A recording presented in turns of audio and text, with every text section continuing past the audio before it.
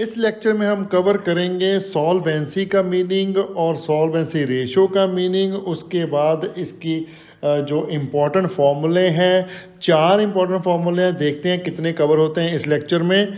और अगर सारे हो गए कवर तो सारे कर लेंगे, नहीं तो एक पार्ट और बन जाएगा इसका। ओके,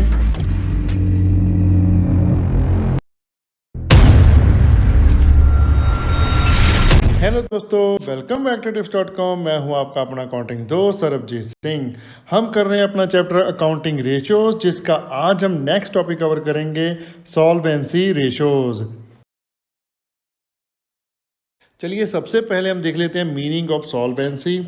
सॉल्वेंसी ऑफ बिजनेस का मीन्स क्या होता है कि कोई भी बिजनेस ऐसी पोजीशन पे हो जब भी रिक्वायर्ड हो उसके लॉन्ग टर्म डेट की पेमेंट, तो वो कर पाए। ठीक है, जैसे आप एग्जांपल ले लो, डिवेंचर्स की रिडम्पशन करनी है, 10 लाख रुपए की जरूरत है लेकिन बिजनेस के पास है 10,000 रुपए, तो ऐसे में क्या होगा, बिजनेस सॉल्वेंट नहीं है। ओके,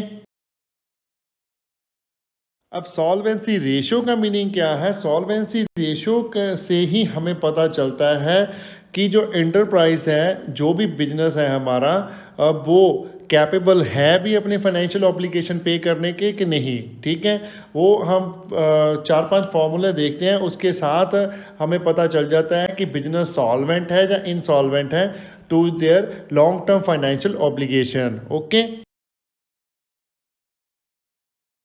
इसलिए सॉल्वेंसी रेशो को लॉन्ग टर्म सॉल्वेंसी रेशो भी बोला जाता है। जो करंट रेशो हमने प्रीवियसली की है वो होती है शॉर्ट टर्म सॉल्वेंसी, ये है हमारा लॉन्ग टर्म सॉल्वेंसी। अगर आपने करंट रेशो वाला लेक्चर अभी तक नहीं देखा, मैं आई बटन में लिंक दे देता हूं, आप वो चेक कर लीजिए। हमने उसमें बहुत अच्छे तरीके से करंट रेशो आपको एक्सप्लेन कर दी है। उसमें 2 हमने कवर किए, करंट रेशो और लिक्विड एसेट रेशो। अब सॉल्वेंसी रेशो में हम कौन कौन सी रेशो कैलकुलेट करते हैं। सबसे पहली है हमारे पास डेट टू इक्विटी रेशो, दूसरी है total assets to debt ratio, और तीसरी है प्रोप्राइटरी रेशो, और चौथी है इंटरेस्ट कवरेज रेशो।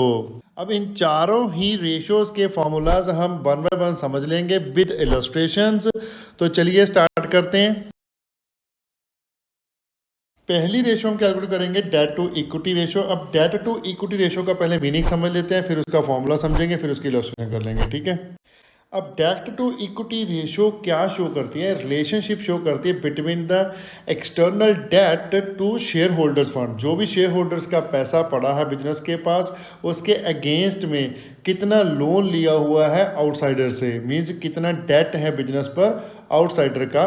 ओके, सो इस रेशो से हमें लॉन्ग टर्म फाइनेंशियल साउंडनेस पता चलती है बिजनेस की, जब जब हम कैलकुलेट करते हैं। अगर तो हमारे पास शेयर होल्डर फंड ज़्यादा है आउटसाइड लाइबिलिटी से, तो उसका मतलब क्या है कि हमारे बिजनेस साउंड है और वीक नहीं है फाइनेंशियली, और सॉल्वेंट भी है। वो अगर रिक्वायरमेंट होती है तो इन फ्यूचर वो अपने डेट पे कर सकता है। ओके,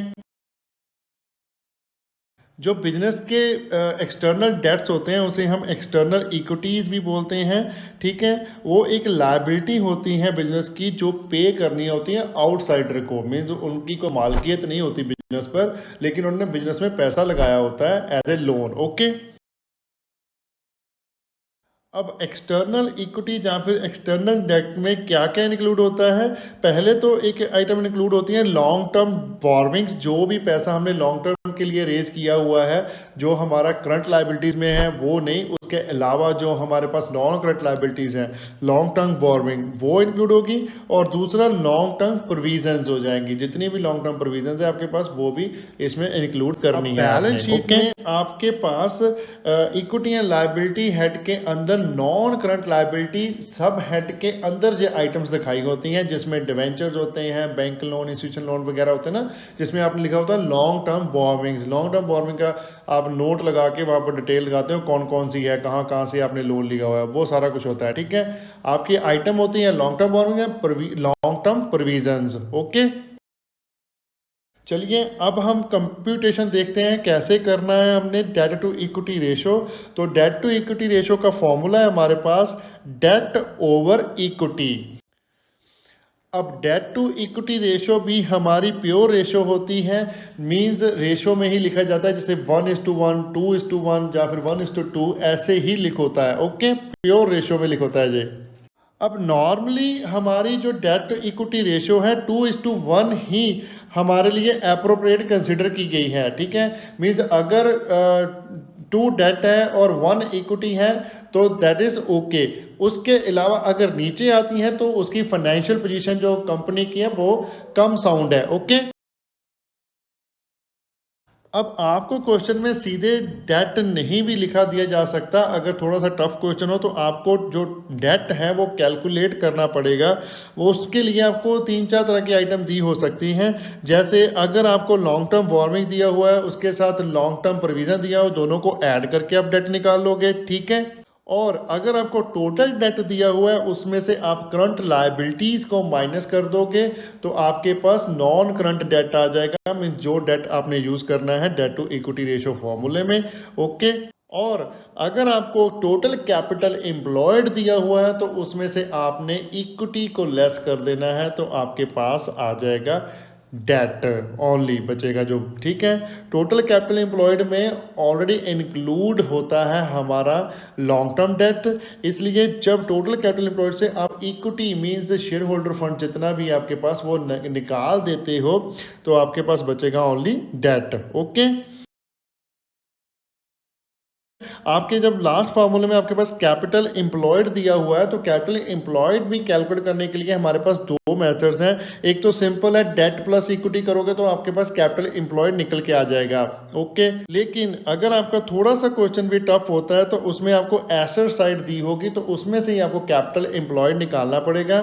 तो जब आपको इस तरह से दिया होगा तो आपने क्या करना है, एसेट साइड की कौन कौन सी आइटम लेनी है आपने, नॉन करंट एसेट्स को लेके प्लस करना है वर्किंग कैपिटल को और माइनस कर देना है फिक्टिशियस एसेट्स को, ठीक है। नॉन करंट एसेट्स को लेके वर्किंग कैपिटल को ऐड करना है और माइनस करना है फिक्टिशियस एसेट्स को, तो आपका निकल के आ जाएगा कैपिटल एम्प्लॉयड।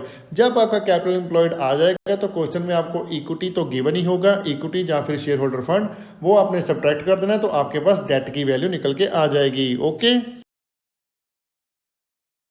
अब आगे हमारे पास इक्विटी है। इक्विटी मींस क्या होता है, जो फंड बिलोंग करते हैं हमारे शेयर होल्डर्स को, तो जितने भी शेयर होल्डर्स फंड्स हैं वो हम इक्विटी में ही इंक्लूड करेंगे।